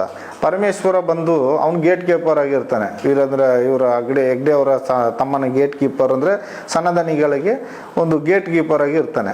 ಯಾಕಂದರೆ ಬಡ ಮಕ್ಕಳು ಹೆಂಗಸರು ಹೊರ ಜಗತ್ತಿನಿಂದ, ಈಗ ಅಂದರೆ ಬ್ಯಾಂಗ್ಳೂರು, ಮೈಸೂರು ಈ ಥರ ಎಲ್ಲ ಬೇರೆ ಕಡೆ ಹುಬ್ಳಿ ಧಾರವಾಡ ಎಲ್ಲ ಬರ್ತಾರೆ. ಕೆಲವರು ಸಮಸ್ಯೆ ಕಷ್ಟಗಳನ್ನ ಹೇಳ್ಕೊಳ್ಳೋಕ್ಕೆ ಒಂಟಿ ಹೆಂಗಸ್ರುಗಳು ಬರ್ತಾರೆ ನೋಡಿ. ಆ ಹೆಂಗಸ್ರನ್ನ ಇವನು ಟಾರ್ಗೆಟ್ ಮಾಡೋದು ಇವನ ಕೆಲಸ. ಹೆಗ್ಡೆ ಅವರ ತಮ್ಮನಲ್ಲಿ ಅಂದರೆ ಹರ್ಷೇಂದ್ರ ಹೆಗ್ಡೆ ಅವ್ರ ಹತ್ರ ಕಷ್ಟಗಳನ್ನ ಹೇಳ್ಕೊಳ್ಳುವಾಗ ಇವನ್ ನೋಟೇದ್ ಮಾಡೋದು, ಹೊರಗೆ ಕರೆದು ಮಾತಾಡೋದು, ಏನು ಅವ್ರಿಗೆ ಗಂಡಂದಿರಿಲ್ಲ ಆ ಥರದ ಪರಿಸ್ಥಿತಿ ಎಲ್ಲ ನೋಡಿಕೊಂಡು ಒಂದು ಹೆಂಗಸನು, ನಾನು ಈ ಕಡೆ ಟಾಯ್ಲೆಟ್ ತೊಳಿತಾ ಇದ್ದೆ, ಜೆಂಟ್ಸ್ ಟಾಯ್ಲೆಟು, ಇವ ಲೇಡೀಸ್ ಟಾಯ್ಲೆಟ್ ಒಳಗಡೆಯಿಂದ ಬಂದ. ನಾನು ಹೊರಗಡೆ ಬಂದು ನೋಡು, ನೀನು ಯಾಕೆ ಅಲ್ಲಿ ಹೋದೆ ಅಂತ ಕೇಳುವಾಗ, ಇಲ್ಲ ಮಾರೆ ಬಲ್ಪ್ ಪೀಸ್ ಹೋಯ್ತು, ನಾನು ಬಲ್ಪ್ ಹಾಕ್ಲಿಕ್ಕೆ ಹೋದೆ ಅನ್ನ. ಬಲ್ಪ್ ಹಾಕ್ಲಿಕ್ಕೆ ಎಲೆಕ್ಟ್ರಿಷಿಯನ್ ಇದ್ದಾರೆ, ಇವನು ಯಾಕೆ ಲೇಡೀಸ್ ಟಾಯ್ಲೆಟಲ್ಲಿ ಹೋದ ಅಂತೇಳಿ ನನಗೆ ಡೌಟ್ ಬಂತು. ಅವ ಹೋದ ನಂತರ ಆ ಬಂದ ಹೆಂಗ್ಸನ್ನು ಹಿಡ್ಕೊಂಡೆ, ನಾನು ಬಿಡಲಿಲ್ಲ. ಯಾಕೆ ಅವ ಒಳಗೆ ಬಂದ, ಏನು ವಿಷಯ ಹೇಳಿ ನನ್ನ ಹತ್ರ ಹೇಳಿ, ಏನು ಹೆದರ್ಬೇಡಿ ಹೇಳಿ, ಅಣ್ಣನಾಗೆ ತಮ್ಮನಾಗೆ ತಿಳ್ಕೊಂಡು ಹೇಳಿ ಅಂತ ಹೇಳಿದೆ. ಆಗ ಆ ಹೆಂಗ್ಸ್ ಹೇಳ್ದಂಥ ಮಾತು ನನಗೆ ಭಾರಿ ಸಂಕೋಚಕರವಾದ ವಿಷಯ ಆಯಿತು. ಕಾರಣ ಏನಂದರೆ, ಆ ಹೆಂಗ್ಸ್ ಹೇಳ್ತಲಾಗ ಕೈಯಲ್ಲಿ ಮಾಡಿಬಿಟ್ಟು ಹೋದ್ರಣ್ಣ, ಕೈಯಲ್ಲಿ ಮಾಡೋದು ಅಂತ ಹೇಳಿದ್ರು. ಅವಳ ಭಾಷೆ ನನಗೆ ಅರ್ಥ ಆಗಲಿಲ್ಲ. ಕೈಯಲ್ಲಿ ಮಾಡಿದ್ರು ಅಂತೆ, ಕೈಯಲ್ಲಿ ಮಾಡಿಬಿಟ್ಟು ಹೋಯ್ತಾ ಇದ್ದಾನಂತೆ ಅವನು ಕೈಯಲ್ಲಿ ಮಾಡಿಬಿಟ್ಟು ಹೋಯ್ತಾನಂತಂದರೆ ಅದು ಕೆಟ್ಟ ಅಪಾರ್ಥದ ಮಾತು. ಅದನ್ನು ನ್ಯಾಯಾಲಯ ಮುಂದೆ ನಾನು ಹೇಳ್ಕೊಳ್ಳೋಕೆ ಇಷ್ಟಪಡಲ್ಲ. ನ್ಯಾಯಾಧೀಶರಿಗೆ ಗೊತ್ತಾಗಬೇಕು, ನೀವೇ ತಿಳ್ಕೊತೀರಿ ಸ್ವಾಮಿ, ನೀವೇ ಇದಕ್ಕೆ ಉತ್ತರ ನೀಡಬೇಕು. ಯಾಕಂದರೆ ಆ ಥರ ಅವನು ಗೇಟ್ ಕೀಪರ್ ಆಗಿದ್ದಾನೆ. ಈಗ ಅವನ ಗೇಟ್ ಕೀಪರ್ ಉದ್ಯೋಗದಿಂದ ನಿವೃತ್ತಿ ಮಾಡಿದಾರೋ ಏನೋ, ಅವನಿಗೆ ಇಲ್ಲ ಅಲ್ಲಿಗ ಬೇರೊಬ್ಬರು ಸತೀಶ್ ಅಂತ ಈಗ ಗೇಟ್ ಕೀಪರ್ ಇದ್ದಾರೆ. ಯಾರಿಗೆ, ಹರ್ಷೇಂದ್ರ ಕುಮಾರ್ ಅವ್ರಿಗೆ. ಈಗ ಅವ ಪರಮೇಶ್ ಇಲ್ಲ ಅಲ್ಲಿ ಈ ಜಾಗದಲ್ಲಿ. ಪ್ರಕೃತಿ ಚಿಕಿತ್ಸಾಲಯ ಎದುರಿಗೆ 2 ಕ್ಯಾಮ್ರಾ ಇಟ್ಟಿರ್ತಾರೆ ದ್ವಾರದಲ್ಲಿ, 2 ಫೋಕಸ್ಸು. ಆಪೋಸಿಟಲ್ಲಿ ಬಸ್ ಸ್ಟಾಪ್ ಇರುತ್ತೆ. ಆ ಬಸ್ ಸ್ಟಾಪ್ನಲ್ಲಿ 2 ಸೈಡು ಕ್ಯಾಮ್ರಾ ಫಿಕ್ಸ್ ಮಾಡಿರ್ತಾರೆ. ಆ ಕ್ಯಾಮ್ರಾ ಮಣ್ಣ ಸಂಕದವರೆಗೂ ರೆಕಾರ್ಡ್ ಆಗುತ್ತಾ ಇರುತ್ತೆ. ಯಾಕಂದರೆ ನಾವಲ್ಲಿ ಕೆಲಸ ಮಾಡುವಾಗ, ಗೂಡಿಸುವಾಗ, ಬೆಂಕಿ ಕೊಡುವಾಗ, ಸುಣ್ಣ ಹೊಡೆಯೋದಿದ್ರೆ, ಏನೇ ಕೆಲಸ ಮಾಡಿದ್ರು ಅಲ್ಲಿಂದಲೇ ನೇತ್ರಾವತಿ ಸ್ನಾನ ಘಟಕದ ಆಫೀಸಿನಲ್ಲಿ ಟಿ ವಿಯಲ್ಲಿ ನೋಡ್ಬೋದು. ಆ ರೀತಿ ಒಂದು ಇದಿರುತ್ತೆ. ಮತ್ತು ಈ ಕಡೆ ತಗೊಂಡ್ರೆ ಆ ಟರ್ನ್ವರೆಗೂ ರೆಕಾರ್ಡ್ ಆಗುತ್ತಾ ಇರುತ್ತೆ ಆ ಬಸ್ ಸ್ಟ್ಯಾಂಡಲ್ಲಿದ್ದದು. ಆ ಬಸ್ ಸ್ಟ್ಯಾಂಡಲ್ಲಿದ್ದ ಕ್ಯಾಮರಾ, 2 ಕ್ಯಾಮರಾವನ್ನು ಈ ಕೇಸಿನಲ್ಲಿ ಇದನ್ನು ಫುಲ್ ಬಸ್ ಸ್ಟ್ಯಾಂಡನ್ನೇ ಕಾಣದೆ ಮಾಯ ಮಾಡಿಬಿಟ್ಟಿದ್ದಾರೆ. ಬಸ್ ಸ್ಟ್ಯಾಂಡೇ ಇಲ್ಲ. ಬಸ್ ಸ್ಟ್ಯಾಂಡು ಅಷ್ಟು ಚಂದದ ಬಸ್ ಸ್ಟ್ಯಾಂಡು ಕ್ಯಾಮ್ರಾ ಸಮೇತ ಇದ್ದದನ್ನು ಆ ಬಸ್ ಸ್ಟ್ಯಾಂಡನ್ನು ತೆಗೆದುಬಿಟ್ಟಿದ್ದಾರೆ. ಈಗ ಬಸ್ ಸ್ಟ್ಯಾಂಡೇ ಇಲ್ಲ ಅಲ್ಲಿ. ಅಷ್ಟು ಸ್ವಚ್ಛತೆ ಇದ್ದ ರೋಡನ್ನು ಹಾಗೆ ಮಾಡಿಬಿಟ್ಟಿದ್ದಾರೆ. ಫಸ್ಟು ಪ್ರಕೃತಿ ಚಿಕಿತ್ಸಾಲಯ ಹಿಂಬದಿ ಗೇಟಲ್ಲಿ ಆ ಕಡೆಯಿಂದ ಬಂದರೆ, ಜೋಡಿಸ್ತಾನ ಮಾರ್ಗದಿಂದ ಆಚೆ ಬದಿಯಿಂದ ಬಂದರೆ ಬ್ಯಾಕ್ ಗೇಟ್ ಹಿಂದೆಗಡೆ ಒಂದು ಗೇಟ್ ಇದೆ. ಅದರಲ್ಲಿ ಕೆಲಸದವರು, ಮಹಿಳೆಯರೆಲ್ಲ ಅದರಲ್ಲಿ ಓಡಾಟ ಇತ್ತು. ಹೆಂಗಸರೆಲ್ಲ ಬಂದರೆ ಆ ಗೇಟ್ನಿಂದ ಬಂದು ಪ್ರಗತಿ ಚಿಕಿತ್ಸಾಲಯಲ್ಲಿ ಕೆಲಸ ಮಾಡ್ತಾಯಿದ್ರು. ಆ ಮಾರ್ಗದಲ್ಲಿ ಮುಖ್ಯವಾದವರು ಅಂದರೆ ಧೀರಜ್ ಕಿಲ್ಲಾ ಇರ್ಬೋದು, ಮಲ್ಲಿಕ್ ಜೈನ್ ಇರ್ಬೋದು, ಉದಯ್ ಜೈನ್ ಇರ್ಬೋದು, ಅವರೆಲ್ಲ ಅಲ್ಲಿ ಆ ಕಡೆ ಮನೆ ಪಕ್ಕ ಇರೋದ್ರಿಂದ ಆ ಕಡೆಯಿಂದ ಬರ್ತಾ ಹೋಗ್ತಾ ಇದ್ದರು. ಆ ಗೇಟನ್ನು ಈ ಕೇಸ್ ಆದ ನಂತರ ಅದನ್ನು ಕ್ಲೋಸ್ ಮಾಡಿಬಿಟ್ರು. ಈ ಕೇಸು ಬಂದ ತಕ್ಷಣವೇ ಆ ಗೇಟನ್ನು ಅಲ್ಲಿ ಕ್ಲೋಸ್ ಮಾಡಿದರು. ಅಲ್ಲಿ ಬೀಗ ಹಾಕಿ ಒಂದು ಜಂಕ್ ಸೀಟನ್ನು ಇಟ್ಟುಬಿಟ್ರು. ಆ ಗೇಟಿನ ಎದುರುಗಡೆ ಒಂದು ಮನೆ ಇದೆ. ಆ ಮನೆಯಲ್ಲಿ ವಾಸ ಇದ್ದರು, ಒಂದು ಕುಟುಂಬ ವಾಸ ಇತ್ತು. ವಾಸ ಇರಬೇಕಾದ್ರೆ ಆ ಕುಟುಂಬದ ಯಜಮಾನ ಅವನು ತೀರ್ಕೊಂಡ. ಅವನನ್ನು ಆ ಮನೆ ಬದಿಯಲ್ಲೇ ನಮ್ಮನ್ನು ಸುಟ್ಟಾಕಿಸಿದರು. ಕಟ್ಟಿಗೆಯನ್ನು ತಗೊಂಡೋಗಿ ಇಟ್ಟು ಅವನನ್ನು ನಾವೇ ಸುಟ್ಟಾಕಿದ್ವಿ. ಧರ್ಮಸ್ಥಳದಿಂದ ಟ್ರ್ಯಾಕ್ಟರ್ನಲ್ಲಿ ಕಟ್ಟಿಗೆ ತಗೊಂಡೋಗಿ ಕಟ್ಟಿಗೆಯನ್ನು ಇಟ್ಟು ನಾವು ಸುಟ್ಟು ಹಾಕಿದ್ವಿ. ಕಾರಣ ಆ ಜಾಗ ಧರ್ಮಸ್ಥಳಕ್ಕೆ ಬೇಕು, ಅದಕ್ಕಾಗಿ ಅವನನ್ನು ಅಲ್ಲಿ ಸುಟ್ಟು ಹಾಕಿದ್ರು. ಅದರ ನಂತರ ಅದರ ಮುಂಚೆನೇ ಅಲ್ಲಿದ್ದ ಜಾಗವನ್ನು ಅವರಿಗೆ ವಶೀಕರಣ ಮಾಡಿಕೊಂಡಿದ್ದಾರೆ. ಇದು ನನಗೆ ಗೊತ್ತಿದ್ದ ಮಾಹಿತಿ. ಒಂದಿನ ನಾನು ಊರಿಗೆ ಹೋಗಿದ್ದೆ, ನಡುರಾತ್ರಿ ಬಾಲಕೃಷ್ಣ ಮ್ಯಾನೇಜರ್ ಫೋನ್ ಮಾಡಿ, ಎಲ್ಲಿ ಹೋಗಿದ್ದೆ, ಎಲ್ಲಿ ಸತ್ತಿದ್ದೀನಿ ನೀನು ಮಾರೆ, ಇಲ್ಲಿ ಎರ ಬಿದ್ದರೆ ತೆಗಿಲಿಕ್ಕೆ ಜನ ಇಲ್ಲ, ನಾಯಿ ಸತ್ರ ತೆಗಿಲಿಕ್ಕೆ ಜನ ಇಲ್ಲ, ಕಸ ಗುಡಿಸೋರು ಯಾರು, ನಿನ್ನಷ್ಟಿಗೆ ನಿನ್ನ ಇಷ್ಟಕ್ಕೆ ರಜೆ ಮಾಡಿ ಹೋದರೆ ಯಾರು ಕೇಳಿ ರಜೆ ಮಾಡಿದೆ ಅಂತ ಕೇಳಿದರು. ಕೇಳುವಾಗ ನಾನು ಬಾಲಕೃಷ್ಣ ಮ್ಯಾನೇಜರ್ ಹತ್ರ ಹೇಳಿದೆ, ಚಂದ್ರಶೇಖರ್ ಭಟ್ರ ಹತ್ರ ಕೇಳಿದ್ದೀನಿ ಸರ್ ಅಂತ. ಕೂಡಲೇ ಅವರು ನನಗೆ ಫೋನ್ ಮಾಡಿದರು, ನೀ ಬೇಗ ಬರೋದಾದರೆ ಬಂದು ಕೆಲಸಕ್ಕೆ ಸೇರು, ಇಲ್ಲಾಂದರೆ ನಿನ್ನ ಮನೆಗೆ ರೂಮ್ಗೆ ಬೀಗ ಹಾಕ್ತಾರೆ, ನಿನಗೆ ಕೆಲಸ ಇಲ್ಲ, ಎಲ್ಲ ಬೈತಾರೆ, ಬೇಗ ಬಾ ಅಂತ ಹೇಳಿದರು. ನಾನು ಆ ಕೂಡಲೇ ಹೊರಟು ಬಂದೆ. ಬರಬೇಕಾದ್ರೆ ಒಂದು 10 ಗಂಟೆ ಸಮಯ ಇರಬೇಕು ಬೆಳಿಗ್ಗೆ. ಅಷ್ಟೊತ್ತಿಗೆ ಒಂದು 2-3 ವ್ಯಾನ್ 4-5 ವ್ಯಾನ್ ಬಂತು. ವ್ಯಾನ್ನಲ್ಲಿ ನಾಯಿ ಎಲ್ಲ ಕರ್ಕೊಂಡು ಬಂದರು. ಕರ್ಕೊಂಡು ಬರುವಾಗ ಅಲ್ಲಿ ಏನೋ ಇದೆ ಅಂತ ಗೊತ್ತಾಯಿತು. ಹೋದೆ. ಅಷ್ಟಾಗುವಾಗ ನನಗೆ ಗೊತ್ತಾಯಿತು ಅದು ಸೌಜನ್ಯನ ಶವ ಅಂತ ಮತ್ತೆ ಗೊತ್ತಾಯಿತು.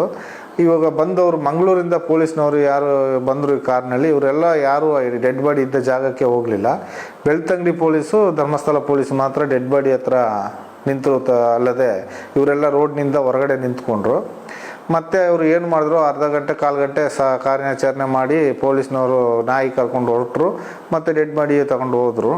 ಆನಂತರ ಗೊತ್ತಾಯಿತು ಡೆಡ್ ಬಾಡಿ ಸೌಜನ್ಯದು ಅಂತ. ಅದರ ನಂತರ ನೋಡಿದರೆ ಹಿಂದೆನೇ ಬಾಲಕೃಷ್ಣ ಪೂಜಾರಿ ಅಂತ ಇದ್ದಾರೆ, ಅವರು ಸೌಜನ್ಯನ ತಾಯಿಯನ್ನು ಕರ್ಕೊಂಡೋಗಿ ಬೆನಕ ಹಾಸ್ಪಿಟ್ಲಲ್ಲಿ ಕೂಡಿ ಹಾಕಿದರು. ಇವಳು ಅಸ್ವಸ್ಥಲಾಗಿದ್ದಾಳೆ, ಮಾನಸಿಕ ಆಗಿದ್ದಾಳೆ, ಇವಳನ್ನು ಯಾವುದೇ ಕಾರಣಕ್ಕೂ ಹೊರಗೆ ಬಿಡಬೇಡಿ ಅಂತೇಳಿ ಅಲ್ಲಿ ಕೂಡಿ ಹಾಕಿದರು. ಅವ್ರ ತಂದೆಯನ್ನು ಸಾಕ್ಷಿ ಹೇಳಲಿಕ್ಕೆ ಅಂತೇಳಿ ಬೆಳ್ತಂಡಿ ಪೊಲೀಸ್ ಸ್ಟೇಷನ್ಗೆ ಕರ್ಕೊಂಡು ಹೋದರು. ಸರಿ, ಅದ್ರ ನಂತರ ಏನಾಯಿತು ನನಗೆ ಗೊತ್ತಾಗಲಿಲ್ಲ. ನಾನು ಇಲ್ಲಿ ಕೆಲಸ ಮಾಡಿ ನನ್ನಷ್ಟಕ್ಕೆ ಕೆಲಸ ಎಲ್ಲ ಮುಗಿಸಿ ಒಂದು 11 ಗಂಟೆ ಆಗುವಾಗ ನಾವು ಹೋಗಿ ನೋಡಿ ಬರುವಪ್ಪ ನಮ್ಮೂರ ಹೆಣ್ಣು ಮಕ್ಕಳು ಹೇಗೆ ಏನು ಅಂತ ನೋಡುವಂತ ಹೋಗುವಾಗ ಅಲ್ಲಿ ರಸ್ತೆಯಲ್ಲಿ ಬೆದರು ಬೊಂಬೆಲ್ಲ ಇಟ್ಟು ಬ್ಯಾರ್ಲು ಇದೆಲ್ಲ ಡ್ರಮ್ ಎಲ್ಲ ಇಟ್ಟಿದ್ರು. ಯಾವುದೇ ಹೆಣ ಹೋದ್ರು ಆ ಥರ ಇಡೋದಿಲ್ಲ. ಈ ಹೆಣಕ್ಕೆ ಮಾತ್ರ, ಈ ಡೆಡ್ ಬಾಡಿ ಕೊಂಡೋಗುವಾಗ ಮಾತ್ರ ಆ ಥರ ಇಟ್ಟಿದ್ದಾರೆ. ಮತ್ತು ಅಲ್ಲಿ ಹೋಗಿ ನೋಡುವಾಗ ಕನ್ನಡಿ ಎಲ್ಲ ಬಂದಾಗಿದೆ, ಕನ್ನಡಿ ಸಮೇತ ಓಪನ್ ಇಲ್ಲ. ಸರಿ, ನಾವು ನೋಡುವಾಗ ಅಲ್ಲಿ ರೂಮ್ ಬಾಯ್ನವರು 4-5 ಜನ ಇದ್ದಾರೆ, ಮತ್ತು ಧರ್ಮಸ್ಥಳ ಪೊಲೀಸೇ ಅಲ್ಲಿ ಇದ್ದರು. ನಾನು ನೋಡ್ಕೊಂಡು ನನ್ನಷ್ಟಿಗೆ ಬಂದೆ. ಯಾಕಂದರೆ ನಾನು ಎಣ್ಣೆ ತೆಗೆಯೋದ್ರಿಂದ ನನ್ನನ್ನು ಏನು ಕೇಳಲಿಲ್ಲ. ನಾನು ಅಷ್ಟಿಗೆ ಹೋಗಿ ಬಂದೆ. ಹಾಗೆ ಸ್ವಲ್ಪ ಸಮಯ ಹೋಗ್ತಾ ಒಂದು ಸ್ವಲ್ಪ ದಿನಗಳು ಹಾಗೆ ದಿನ ಕಳೆದ ಹೋಗ್ತಾ ಇದ್ದಂಗೆ ರವಿ ಪೂಜಾರಿ ಸ್ವಲ್ಪ ಎಣ್ಣೆ ಹಾಕ್ಕೊಳ್ತಾ ಇದ್ದ. ಎಣ್ಣೆ ಹಾಕ್ಕೊಂಡು ಅವನಷ್ಟಕ್ಕೆ ಅವನು ಸ್ವಲ್ಪ ಅದು ಏನು ಅಂದರೆ ಭಯನಟದಲ್ಲಿ ಸ್ವಲ್ಪ ಭಯಭೀತಿ ಬಿದ್ದಿದ್ದ, ಮುಖ ಎಲ್ಲ ಭಯಭೀತಿ ಇತ್ತು. ಆ ಟೈಮ್ಗೆ ನಾನು ಕೇಳಿದೆ, ಯಾಕೆ ಮರೆ ಈ ಥರ ಇದೆಯಾ, ಎಣ್ಣೆ ಹಾಕ್ಕೊಂಡು ಈ ಥರ ತಿರುಗ್ತೀಯ ಅಂತ. ಅಲ್ಲಿ ನೆಸ್ಕಾಫಿ ಅಂಗಡಿಯವರು ಇದ್ದರು. ಅವ್ರ ಹತ್ರ ಒಂದು 2-3 ಸಾವಿರ ರೂಪಾಯಿ ದುಡ್ಡು ಇವನು ಸಾಲ ಕೊಟ್ಟಿದೆ ಅಂತ ಅವನೇ ಹೇಳಿದ ನನ್ನ ಹತ್ರ. ಮತ್ತು ಮನೆಯಲ್ಲಿ ಒಂದು 8,000 ದುಡ್ಡು ಕೊಟ್ಟು ಬಂದಿದ್ದೇನೆ ಅಂತ ಹೇಳ್ದ. ಇಷ್ಟು ದುಡ್ಡು ಎಲ್ಲಿಂದ ಬಂತು ಮಾರೆ ಅಂತ ನಾನು ಕೇಳಿದೆ. ನನಗೆ ಸಣ್ಣದನಿಗಳಿಗೆ ಕರೆದು ಕೊಟ್ಟರು ಮಾರೆ 25,000 ಅಂತ ಹೇಳ್ದ. ಮತ್ತು ಹೋಗಿ ಮಾರೆ, ಸಣ್ಣದನಿಗಳು ಮದುವೆ ಆದವ್ರಿಗೆ ಮಾತ್ರ ಸಾಲ ಕೊಡೋದು, ನಿನಗೆ ಮದುವೆ ಆಗಿಲ್ಲ, ನಿನಗೆ ಯಾಕೆ ಸಾಲ ಕೊಡ್ತಾರೆ ಅಂತ ಹೇಳುವಾಗ, ಹೋಗು ಮಾರೆ ನಿನಗೆ ಎಂತ ಗೊತ್ತು, ನಿನ್ನ ಕೆಲಸ ನೋಡು ಹೋಗು ಅಂತ ಹೇಳಿದ. ಮತ್ತು ಯಾಕೆ ಮಾರೆ ಇಷ್ಟು ಟೆನ್ಷನಲ್ಲಿದೆಯಾ, ಏನಾಯಿತು ಏಕೆ ಅಂತ ಹೇಳುವಾಗ ಭಯಭೀತನಾಗೇ ಇದ್ದ ಪಾಪ. ನನಗೆ ಅವ್ನು ನೋಡುವಾಗ ಬೇಜಾರಾಗ್ತಾಯಿತ್ತು. ಇಷ್ಟು ದಿವಸದಲ್ಲಿ ನಾನು ಆ ಥರ ಅವನ ಬೇಜಾರಿನಲ್ಲಿ ನಾನು ನೋಡಲಿಲ್ಲ. ಚಂದದಲ್ಲಿ ನಕ್ಕೊಂಡು ಖುಷಿಯಲ್ಲಿ ಇರ್ತಿದ್ದ, ಹಾಗೆ ದೆವ್ವ ಬಡ್ದಾಗೆ ಇದ್ದ. ಈಗ ಕೇಳುವಾಗ ಈ ಥರ ಹೇಳ್ದ, ನಿನಗೆ ವಿಷಯ ಅಂತ ಗೊತ್ತಿಲ್ಲ, ಹೋಗು ಮಾರೆ, ನಾನು ಹೇಳೋದಿಲ್ಲ, ನಿನಗೆ ಏನು ಗೊತ್ತು, ಹೋಗು ಮಾರೆ ಅಂತ ಹೇಳಿದ. ಹಾಗೆ ಏನು ನೋಡುವ ಕೇಳುವ ಅಂತ ಹೇಳುವಾಗ, ಈಗ ಸೌಜನ್ಯ ಹೇಗೆ ಸತ್ಲು ನಿನಗೆ ಗೊತ್ತಾ ಅಂತ ಕೇಳಿದ. ಕೇಳುವಾಗ ಏನು ಮಾರೆ ಆಶ್ಚರ್ಯ, ನಿನ್ನ ಹೇಳೋದು ನಾನು ನಂಬಲಿಲ್ಲ ಮಾರೆ, ಹೋಗು ಮಾರೆ ಅಂತ ಹೇಳಿದೆ. ಹೋಗು ಅಂತ ಹೇಳಿದೆ. ಸರಿ ಹೇಳು ಮಾರೆ ಏನು ಅಂತ ಹೇಳುವಾಗ, ಈ ಥರ ಇದನ್ನು ಸಣ್ಣದನಿಗಳೇ ಮಾಡಿದ್ದು ಮಾರೆ, ನಿನಗೆ ವಿಷಯ ಗೊತ್ತಿಲ್ಲ, ನೀನು ಹೋಗು. ಆವತ್ತು ನಾನು ಫೋನ್ ಮಾಡುವಾಗ ಬಂದಿದ್ರೆ ನಿನಗೆ ಗೊತ್ತಾಗ್ತಿತ್ತು, ನೀನು ಫೋನ್ ಮಾಡುವಾಗ ಬರಲಿಲ್ಲಲ್ಲ, ಆಗ ನಾನೆಲ್ಲ ಇದ್ದದ್ದು, ನನಗೆಲ್ಲ ಗೊತ್ತು, ನಿನ್ನ ಹತ್ರ ಹೇಳಲಿಕ್ಕೆ ಏನಿಲ್ಲ, ಹೋಗು ಮಾರೆ, ನೀ ಯಾರಿಗೆ ಹೇಳ್ಬೇಡ ಅಂತೇಳಿ ಇದು ಮಾಡಿಬಿಟ್ಟ. ಆನಂತರ ನಾನು ಸುಮ್ಮನೆ ಆದೆ. ಸರಿ, ಇದು ಈ ಥರ ಹೇಳಿದ್ದಾನೆ ಅಂತ ಕೇಳುವಾಗ ಮತ್ತೆ 25,000 ಅವರು ದನಿಗಳು ಕರೆದು ಕೊಟ್ಟಿದ್ದಾರಂತೆ ಅವನಿಗೆ ಸಾಲ. 25,000ದಲ್ಲಿ ಮನೆಯಲ್ಲಿ ಸ್ವಲ್ಪ ಹಣ ಕೊಟ್ಟು ರೇವತಿ ಹತ್ರ ಒಂದು 2,000-3,000 ಸಾಲ ಕೊಟ್ಟದ ಅವನೇ ಹೇಳಿದ ನನ್ನ ಹತ್ರ. ಮತ್ತು ಅವ್ರ ಹತ್ರ ಮಾತಾಡ್ಕೊಂಡಿದ್ದಾಗಲೇ ನನಗೆ ಈ ಮಾತು ಸತ್ಯ ಹೇಳಿದ ಅವನು. ಹೇಳಿದ ನಂತರ ನನಗೆ ಸ್ವಲ್ಪ ತುಂಬ ಫೀಲಿಂಗ್ ಆಯಿತು, ಭಾರಿ ಬೇಜಾರಾಯಿತು, ಈ ಥರ ಆಯ್ತೆ ಅಂತ. ಅಷ್ಟು ಚಿಂತನೆ ಮಾಡುವಾಗಲೇ ಅವನು ಮರುದಿವಸ ಹ್ಯಾಂಗಿಂಗ್ ಮಾಡಿಕೊಂಡು ಅಂತ ಸುದ್ದಿ ಹೇಳ್ತಾರೆ. ಹಾಗೆ ಹೇಳುವಾಗ ನನಗೆ ತುಂಬ ಬೇಸರ ಆಯಿತು. ಯಾಕಂದರೆ ಹ್ಯಾಂಗಿಂಗ್ ಮಾಡಿಕೊಂಡ ಅಂತ ಮರುದಿವಸ ಬೆಳಿಗ್ಗೆ ಹೇಳ್ತಾ ಇದ್ದಾರೆ. ಮರುದಿವಸ ಬೆಳಿಗ್ಗೆ ಹೋಗಿ ಇದೇ ಇಟರ್ನ್ ಹೋಟ್ಲಲ್ಲಿ ಹೋಗಿ ಬನ್ಸು ತಿಂದು ಕಾಫಿ ಕುಡಿದು ಟೀ ಕುಡಿದು ಬಂದಿದ್ದಾನೆ. ಬಂದು ಪೇಪರ್ ಓದಿ ಬಂದಿದ್ದಾನೆ ಅಂತ ಹೇಳ್ತಾರೆ. ಬಂದು ರೂಮಿಗೆ ಬಂದವ, ಅವು ಗಂಜಿ ಊಟ ಸಹ ಮಾಡಿಲ್ಲ. ಆ ತಕ್ಷಣ ಬೆಳಗಿನ ಜಾವ 7-7:30 ಇರ್ಬೋದು. ಅಷ್ಟೊತ್ತಾಗುವಾಗ ಅವನನ್ನು ಹ್ಯಾಂಗಿಂಗ್ ಮಾಡ್ಕೊಂಡು, ಆಗ ನಾವು ಪರಕೆ ತಗೊಂಡು ಹೋಗ್ತಾ ಇದ್ವಿ ಗುಡಿಸ್ಲಿಕ್ಕೆ. ನಮ್ಮನ್ನು ಸಮೇತ ಒಳಗೆ ಬಿಡಲಿಲ್ಲ ಅಂತ ಹೇಳಿದರು. ನಮ್ಮನ್ನು ಬಿಡಲಿಲ್ಲ ಅಂತ ಹೇಳುವಾಗಲೇ ನನಗೆ ತುಂಬ ಬೇಸರ ಆದ ಸಂಗತಿ ಅಂದರೆ ಅವತ್ತು ತುಂಬ ಬೇಸರ ಆಯಿತು. ಯಾಕಂದರೆ ನನ್ನೊಟ್ಟಿಗೆ ಇದ್ದವ ನನ್ನ ಫ್ರೆಂಡು ಒಂದು ನೋಡಲಿಕ್ಕೆ ಒಳಗೆ ಬಿಡಲಿಲ್ಲ. ಅಷ್ಟು ಪಕ್ಕ ಇಳಿಸಿ ಅವನನ್ನು ಇದು ಮಾಡಿದರು. ಹ್ಯಾಂಗಿಂಗು ಮಾಡಿದ್ದು ನನಗೆ 2 ಜನರ ಮೇಲೆ ಸಂಶಯ ಇದೆ. ಅದನ್ನು ನಾನು ಹೇಳಲಿಕ್ಕೆ ಇಷ್ಟಪಡೋದಿಲ್ಲ. ಯಾಕಂದರೆ ಅವರ ರೂಮ್ ಬಾಯ್ನವರೇ ಮಾಡಿದ್ದಾರೆ. ಯಾಕೆಂದರೆ ರಾಧಾಕೃಷ್ಣ ಇರ್ಬೋದು, ಯೋಗೇಶ ಇರ್ಬೋದು, ಇದ್ದರು ಆ ಟೈಮಿನಲ್ಲಿ. ಅವರೆಲ್ಲ ಬೈತಾ ಇದ್ರು ಅವನನ್ನು. ಯಾಕೆ ಅದನ್ನು ನಾನು ಫಾಲೋ ಮಾಡಿಕೊಂಡೇ ಇದ್ದೆ. ಯಾಕಂದರೆ ಇವರು ಯಾರೋ ಮಾಡಿದ್ದಾರೆ, ಮಾಡಿ ಅವನನ್ನು ಇಷ್ಟು ಚಿಕ್ಕ ಕಂಬಿಯಲ್ಲಿ ಕಟ್ಟಾಕಿ ನ್ಯಾನಿಂಗ್ ಮಾಡಲಿಕ್ಕೆ ಸಾಧ್ಯನೇ ಇಲ್ಲ. ಅದನ್ನು ಪೊಲೀಸ್ ಬರೋ ಮುಂಚೆ ಇಳಿಸಿ ಸದ್ದೇ ಇಲ್ಲದೆ ಕೊಂಡೋಗಿ ಮನೆಗೆ ಇಟ್ಟು ಬಂದಿದ್ದಾರೆ. ಹಾಗೆ ಮಾಡಿ ಅವನ ಸದ್ದೇ ಇಲ್ಲ, ಅವನು ಏನಾದ, ಹೇಗೆ ಮಾಡಿದರು, ಎಂಥದ್ದು ಸದ್ಯ ಸುಳಿವೇ ಇಲ್ಲದಾಗೆ ಮಾಡಿಬಿಟ್ರು. ಅವನು ಸತ್ತ ನಂತರ ನನಗೆ ತುಂಬ ಬೇಸರ ಆಯಿತು. ಅದೇ ದುಃಖದಲ್ಲಿ ನನಗೆ ಭಯ ಬರಲಿಕ್ಕೆ ಕಾರಣ. ಈಗ ಅಷ್ಟು ಒಂದು ರೂಮ್ ಬಾಯನ್ನು ಹೊರಗಡೆ ಕಾಡಿನಲ್ಲೋ ಅಲ್ಲ ನದಿ ತೀರದಲ್ಲೋ ಕಾಲು ಜಾರಿ ಬಿದ್ದು ಸತ್ತ ಅಂತಂದರೆ ನಾವು ನಂಬೋದು. ಇದು ಅವನು ಮಲಗುವ ಕೋಣೆಯಲ್ಲೇ ಹ್ಯಾಂಗಿಂಗ್ ಮಾಡ್ಕೊಂಡು ಸಾಯ್ತಾನೆ ಅಂದರೆ ಹಾಡಗಳಲ್ಲಿ ಯಾರು ನಂಬಲಿಕ್ಕೆ ಸಾಧ್ಯ ಇಲ್ಲ. ಈಗ ಕತ್ಲೆಗಾದರೆ ನಿದ್ದೆ ಮಾಡುವಾಗ ಸಾಯ್ತಾನೆ ಅಂತ ಹೇಳ್ಬೋದು, ಏನಾದರೂ ಒಂದು ಕಾರಣ ಹೇಳ್ಬೋದು. ಹಾಡು ಹಗಲಲ್ಲಿ 7-7:30 ಗಂಟೆಗೆ ಅವನು ಹ್ಯಾಂಗಿಂಗ್ ಮಾಡ್ತಾನೆ. ಅದು ಟಿಫನ್ ಮಾಡ್ಕೊಂಡು ಹೋಗಿ ಹ್ಯಾಂಗಿಂಗ್ ಮಾಡ್ತಾನೆ ಹಂಗಂತೇಳಿ ಪ್ರಚಾರ ಮಾಡ್ತಾರೆ, ಹ್ಯಾಂಗಿಂಗ್ ಮಾಡಿದ್ದಾನಂತ. ನಾನು ಹೇಳ್ತೀನಿ, ಸತ್ಯವಾಗಿ ಅವನು ಹ್ಯಾಂಗಿಂಗ್ ಮಾಡುವಂಥ ಪರಿಸ್ಥಿತಿಯೇ ಇಲ್ಲ.